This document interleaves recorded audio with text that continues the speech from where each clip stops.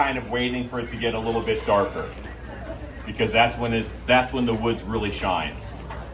And Eddie asked if I would step up here and say a few words to folks, because he knows the passion that I have for Halloween and haunted houses.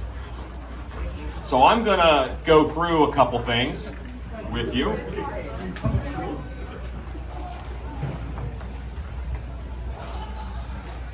I think it was 2 or 3 years ago, I was on the HAA board, and we were having one of the big meetings at Trans World, and someone was very worried about the political climate and just how the world was. And my sentence then was, the more the world sucks, the more it needs haunted houses. That is 100% true, and that's what I thought I would kind of talk about tonight, about how amazing I think that haunted houses are and how they affect people and pretty much, luckily, our whole country. So I'm going to hit a couple different notes tonight. Haunted houses bring people together. They bring people closer together. That's a note. Haunts are a symbiotic relationship between the guests and the performers. That's a note I'm going to talk about in a bit. Haunted houses are an escape from reality. Haunted houses make you more aware of your environment and the people in it. Haunted houses make you feel alive. Haunted houses are the best possible first date. Best possible. These are some strong opinions, but I'm going to back them up. Haunted houses turn people into lions. I got one more I'll save for the end. But haunted houses bring people closer together. A haunted house is the only entertainment venue in the world where a group walks in, and as soon as they go in, they get a little closer together because they're about to experience something. They draw together, and they go through and they confront that as a group. That's an astounding thing. If you think about most other forms of entertainment, you largely experience it alone. If you go into a movie, you're divided up in your seats, and you watch this thing for 2 hours, and how you interpret is up to you. People still talk about the end of movies, and what did it mean? But haunted houses are something that you experience together. It brings you closer together. And this is a harsh term, but I think it's appropriate. Trauma bonding. They chose to go through a haunted house together. They chose to go and have, people look like they were going to kill them. They chose to put themselves in these dangerous positions, or what feels like dangerous positions, and yet they're safe. And when they come out, they feel better than when they left. That's a remarkable thing. Haunted houses truly bring people closer together. On that macro of people trauma bond in the haunt, and then you come out of the haunt and everybody experienced that same thing, and you can talk about it. That's amazing. On the other side of that is haunted houses are a glimpse into relationships. And what I mean by that is, and I'll talk about this more when I talk about the wonderful first date, you see how people react under pressure and under stress. Families go to haunted houses. I have an anecdote that I share on occasion, and I think it's appropriate for this.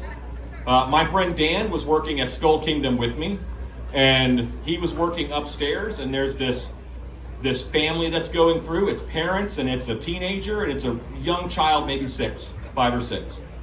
And Dan scares them, and the whole family runs, and they run around the corner, and they go through a door. But the door closes, and that 6-year-old is stuck. And he's mortified, terrified, can't move, cowering on the floor. And Dan is dressed in a Scream costume, and he is stalking down the hallway with the knife up, walking towards this kid. And the door suddenly opens, and the dad in the group grabs the kid and pulls him through the door and then slams him shut. That's cool. What a cool moment. How did that feel for the kid? That dad is a freaking hero. You know, he was stuck. He was in a bad situation. The monster was coming and his dad saved him. Because of my background, what if that was a new stepdad? What other venue could something like that happen that cement that relationship that fast? Immediate trust. Immediate knowing that they have your back and they'll protect you. Happens in haunted houses all the time. And that's one of the joys of the things that we get to do. Haunts are a symbiotic relationship between the guests and the performers. Almost every other entertainment relationship is parasitic.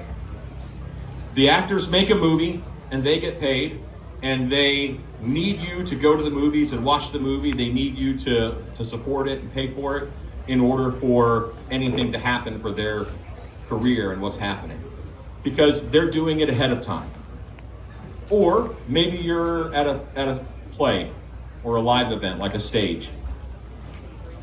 The lights on most big stages for plays, for musicals, they're so bright in the performers' faces, they can't even see the audience. They have no idea what the audience is doing, and they're going to do the same thing every single time. We have the advantage of seeing our audience, getting nose to nose with them, getting right up in their face, or reading the room and knowing to stay back. Knowing from working in a haunt for a long time how much that little girl can take before they break, you know, and you stress them until they get stronger from it. And that's part of the relationship that haunted houses are for. It's good for the performer as well it is for the guest. It's a direct and immediate transfer of energy. That's what haunted houses are. It's what they're all about. You're taking your energy as a performer and you are giving it to the guest in such a way that it's amplified. You take 3 steps and maybe make a roar and 10 people scream and run. It's a magic thing, and both of you get something out of it. Both of you get something out of it. It's remarkable.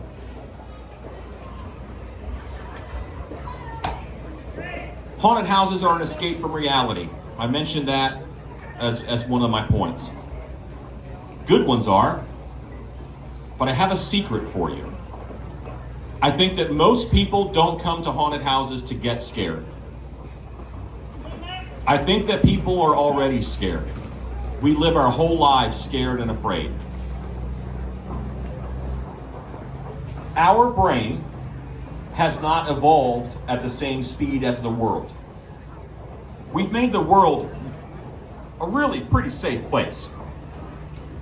It used to be, when our family group was sitting around a campfire, you know, back in the Stone Age, a creature could come out of the darkness, grab the person next to you, pull them back into the dark, and you'd hear them being eaten while your whole family or group huddled up. Our brain still thinks that. I really started thinking about genetic fear when I worked at Scarborough Fair. I played a monster hunter, and on my back I had what looked like leopard skin on my back. I couldn't walk in the parade in front of a llama or it would freak smooth out. That llama grew up in a barn. It never saw a leopard, but it knew it was supposed to be afraid. People are the same way. We have all of this fear inside of us. It is perfectly natural to run and scream and cry if you just got away from a bear, you know, or you're running away from a bear, or you hear one trying to get in. That's natural. But that's not the world we're in anymore. The world we're in now, what are we afraid of? Taxes, mortgage, insurance, our health. Those are our fears, and we already have those. They're with us. We brought them to the haunted house. What the haunted house is for is a monster jumps out and you get to scream, run 3 steps, and laugh. That laugh is the release of that energy. It's the release of that fear. And I'll talk about how it's good for the performer also. But 100% haunted houses are a public service because of the release of the pressure valve. People need to feel that. They need to feel like they just escaped. The world sucks. Sure. I get tears in my eyes every day because of how happy my life is. I work in a haunted house. I have an amazing wife. I love my life. But I know that out there, the further I get from me, the world's rough. And it needs haunted houses. It needs people in haunts who are able to release that valve for others. Haunted houses make you more aware of your environment. That is customers and that is actors. A lot of my viewpoint is from the actor viewpoint. I worked in a year-round haunted house for 10 years in Orlando, Terror on Church Street and Skull Kingdom. And in those shows, I really got to learn about people. Because when people go through a haunt, you see how they react to stress. You see what they do. You see how they treat others. And it's remarkable. But also, the simpleness of, right now, this is about half of our world. It's this big. Our world, about half of it, maybe 3/4, is this freaking big. This is how we talk to others. This is how we see the world and form our opinions. That sucks. Okay? But in a haunt, you learn to pay attention. It's remarkable. There are people that I know have the brains of catfish. But when I see them walking through the haunted house, right? They're walking through and they're like, oh, someone's gonna jump out there. And they're mapping it out like they're trying to survive. You know? And I love that. But they notice physicality. If an actor has good physicality, the guest knows when they're going to attack or when they're going to swing or lunge forward. And the guest starts moving, which is what the actor wants. You know? It's that relationship that you notice what they're doing. You see the movement. They're about to spring. They're about to swing at me. I'm the target. I better get out of the way. And that's when the dance is working perfectly. Those are wonderful moments. I've also seen guests go through haunted houses and they'll notice the music. They're like, oh, the music changed. That's not good. That's not good. Something's going to happen. It's not good. Those are things, those environmental changes. If we were better at noticing those things on the highway, there'd be less car accidents. You know, if more people went to haunted houses and polished those skills, noticing the body language. For the performer, it's very important to notice the body language of the guest to know who are the ones who are scared and who are the ones who might want to swing at you. And those are things you have to watch for. I think that if you do a couple seasons of haunt as an actor, you come out being able to read people in all kinds of situations. To a whole other degree, how many times in your haunted house or going through a haunted house do you catch people looking for motion sensors? They're like, oh, that's a motion sensor, step right there. Or that's a beam brake. You know, if you hit that thing goes off. And 2 hours ago, they were walking down the sidewalk doing this. You know? But the environment that we create is spurring them to notice every single detail. There's magic in that. Because those skills that they gather in the haunt, maybe they will learn to be a little more aware of their environment and what's going on around them. The world is magic. I only have like half an hour, but I'm a talker, so I'm going to go through these. Haunted houses make you feel alive. All right, here's a sentence for you. An antelope never feels better or more alive than when it just got away from a lion. That is, I don't know if you ever watched videos, but I swear there's a special little leap that an antelope does after it gets away from a lion, and they feel like they are all that. And I see customers do it when they get out of the haunted house. It is, during COVID, they did a lot of study on how people were handling lockdown. And the people that handled it best were horror fans. They were people who mentally prepared themselves for dark times and saw enough stressful situations where they did not react as stressfully to it. Those are the ones who handled that lockdown and those stressful situations better. That is 100% what happens in a haunted house. It is a it's an exercise for you to feel like you're being hunted, for you to feel like you're in danger. And if the actors creeping out from around the corner and out of hiding spots in a haunt helps one person walking down the street recognize that predatory behavior in someone they see over there and cross the street early or catch up to a friend, that's awesome. That's a cool thing. And that's what we're doing this for. There's no reasons for haunted houses to exist.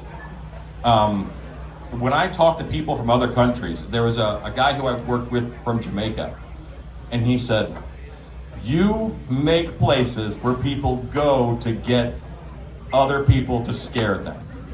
Floored. Didn't make any sense. Now he works for haunted houses and builds them, by the way. But the energy in what we do, the power in what we do, and how it makes people feel alive, the guests, that's why they come back. Maybe in life they're not winning. Maybe in life they feel like they're not surviving. But while they're with us, we make sure that no monsters get them. We make sure that the jaws just miss. We make sure they get away and they can do that little antelope gazelle leap at the end of the show. And their lives are better for it. Gotta watch my time. Haunts are the best possible first date.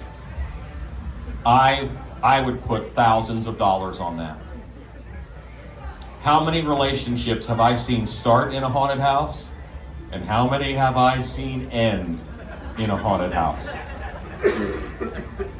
If you are a young lady and you are on a date in a haunted house, and I say this because I have seen it happen, and your date picks you up and throws you at the monster in a yeet-like fashion, like full on through the air sideways, would have hit the ground if the monster didn't catch him. And he did this like 8 times.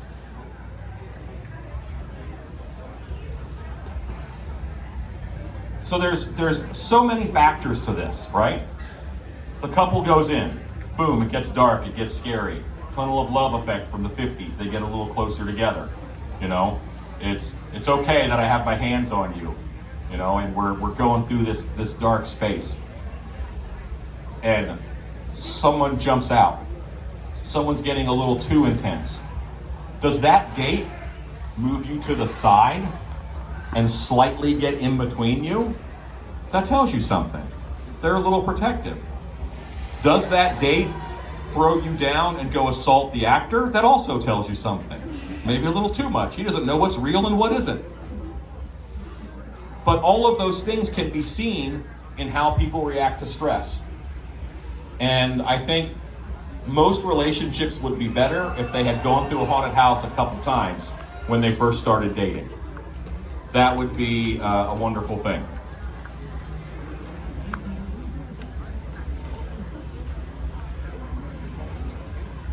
Haunted houses turn people into lions. I talked about the antelope, and that's the customer. I'm going to talk now about the actor. I'm going to say this as gently as possible. People are getting less grit, less physically tough, from what I can tell. We're a softer, kinder people. That's great. That's fine. There's nothing wrong with that. But there's some personal toughness that's missing. It's very hard the way that We are bombarded with information and we get news now in a constant cycle. It's very difficult for you to build any confidence in what's happening right now and in yourself. People are generally less confident. Am I wrong, or I only heard the term anxiety maybe once every 3 years up until I was 45? And now I hear the word anxiety every day. That's not a bad thing. It's we have too much information that we're getting from all these different sources, and we can't trust any of it. That's how the world is. That causes problems. How do you fix that? I can make a 10-year-old girl terrifying by putting her in a haunt, getting her in some zombie makeup, teaching her how to move, and then she walks out of the set. The lighting is right, the room is backing her up, the sound is backing her up, and grown men piss themselves trying to run away in time. I've seen it happen. And do you think that child's confidence is through the roof? Like, I totally have a confidence problem. That's because I started haunting at 10 years old. 10 years old, I went to the first haunted house that I knew of, and I walked down and I said, I'd like to scare people. And they gave me a spider on a fishing pole. And by the way, it's the most unsafe thing ever. They brought out a ladder and said, go up here in this roof. They moved a ceiling tile and sit on the wall, which is this wide. Sit on the wall. Don't step there. That's a drop ceiling. You fall over. And if you have to pee, walk down the wall like a tightrope and pee in the corner because the building's about to be demolished. I couldn't get out until they brought a ladder to let me down. So I was there all night, but I had my spider on my fishing pole. And when the groups walked under, 10 years old, I would drop it and scare the crap out of them. And my gym teacher went through. Our school, when I was a youngster, we had one teacher the whole time except for PE. And we were not friends, my PE teacher and I. So only that time did I drop the spider down on the group.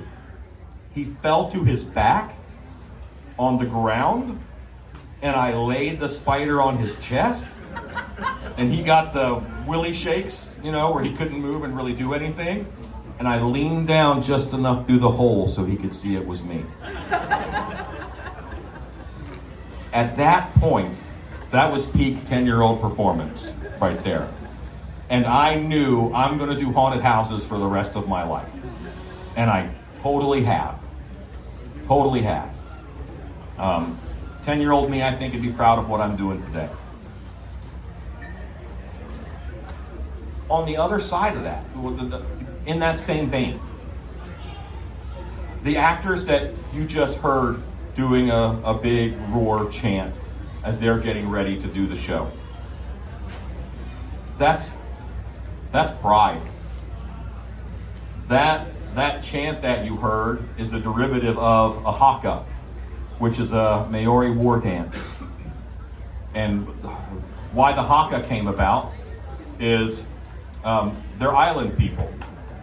And on an island, if you make war and you kill each other, there aren't enough people left to keep the island population going. All the men were dying in war. And they said, we have to change things. So they invented a war dance that they would do. They would come out and meet like on a field of battle. There was a dance-off. And they would be as ferocious as possible during this dance. Until one would go, and then the other would go, and then one would go, and the other would go, until one side yielded and say, you are more ferocious than us, you're more fierce. You win the war. And then they went home, and whatever they were fighting over was decided by that. I have drawn such inspiration from that, because what do we do but make mock war? We pretend to kill people, and we want to be as ferocious as possible as those guests are going through and going by us. So that haka version is something that we do at our show at Dark Hour.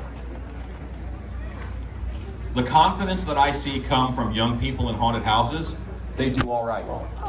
If you have the confidence to be a weird and silly character, in front of groups of people who come through, then you have the confidence to be a salesman and talk to people for the first time and get them to like a product and get them to like you.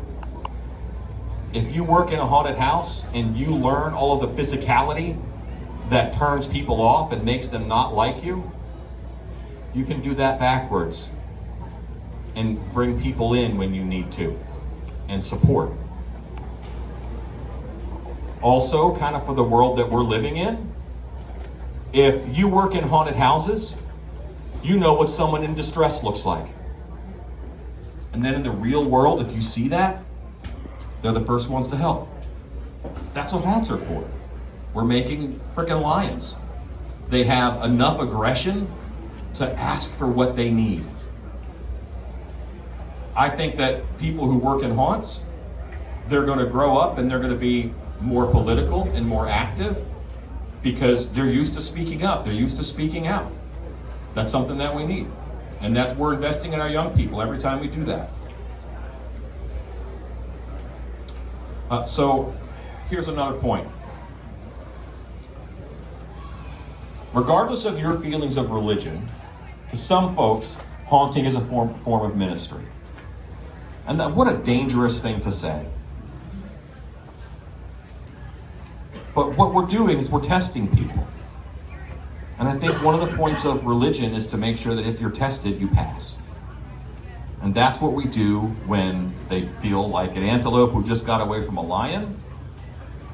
When I was at Skull Kingdom, we had a terrible time for a while. I was kind of in an actor-trainer role there. And we had a terrible time for a while. It was International Drive is where the haunt was. It's a big tourist area.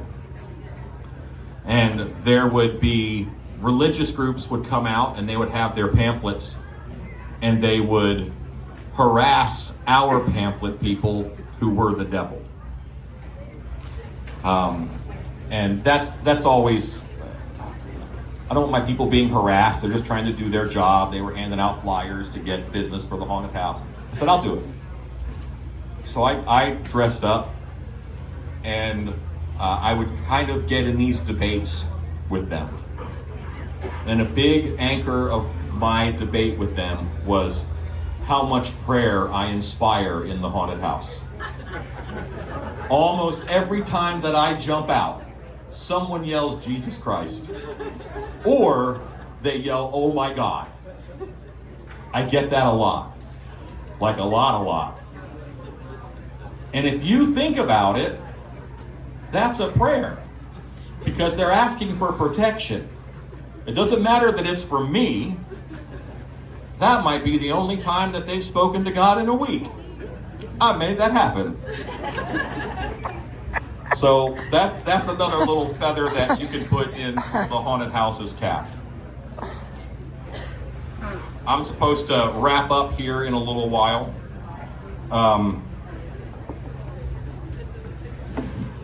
In haunted houses, in that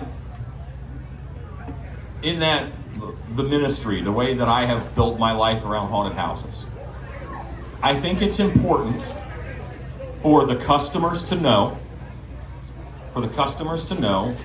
that someone in the dark is watching them.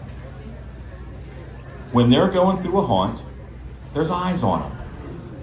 And we see what you do. And what makes a person a good person is if they're the same person in the light that they are in the dark. And I talked to the actors today. We had a full training session today from 10 a.m. to 4 p.m. that I did with the performers. And in my last talk to them, I talked about, we're in a hotel, obviously, because we're from Texas, so we're not from here, so we're staying in a hotel. And when I went to sleep, I pulled the shade, I turned down all the lights, and the room was pitch dark, the way that I like it, except for one little blue light on that alarm clock. Couldn't see a thing in the room. Went to sleep. Got up a couple hours later to use the restroom in the middle of the night, and I could pretty much see fine from that one little light, as my eyes had adjusted. In the darkness, that light grew. That's what happens to these performers, these actors, these kids who we put into haunted houses. They go in there and they're afraid to show their light. They go in there, they start working at a haunt, and they're afraid to be who they really are. Because all a 15-year-old wants to do is blend in with all the other 15-year-olds. And that carries with you a long time. But you get into an environment like Woods of Terror, or any of the wonderful haunted houses across the country, who are accepting of people from different backgrounds and different beliefs, and we fold them all together. And in the darkness, we let their light grow. That's what it's all about. That's my talk, guys. Eddie said I could talk about whatever I wanted.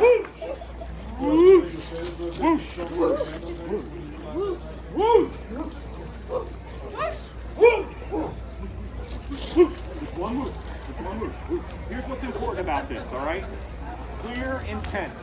Clear physical intent. Yeah, you're gonna go all the way down. If I have a group of people with me and I'm holding a machete, I don't want to swing the machete like this as I'm coming at them. I want to take one. Boom! Boom! Whoosh! Whoosh! Bomb! Whoosh! Bomb!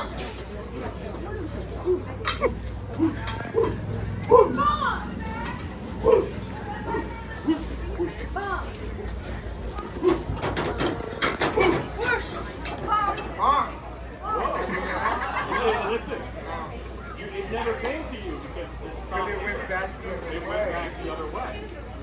So there was a point where whoosh,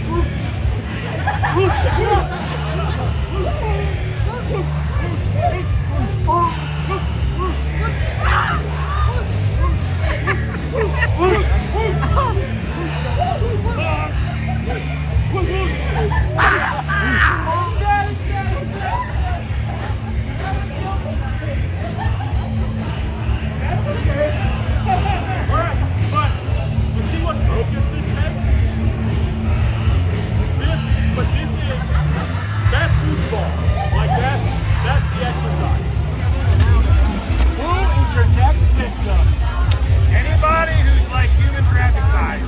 Oh, yeah. Guess what? I think I make it under that line. I got a bad back. Yeah. I got to carry him very carefully to the van. Yeah. Well, it looks like that is going to be your key to success. Yeah. Let's hear it one more time for Rick.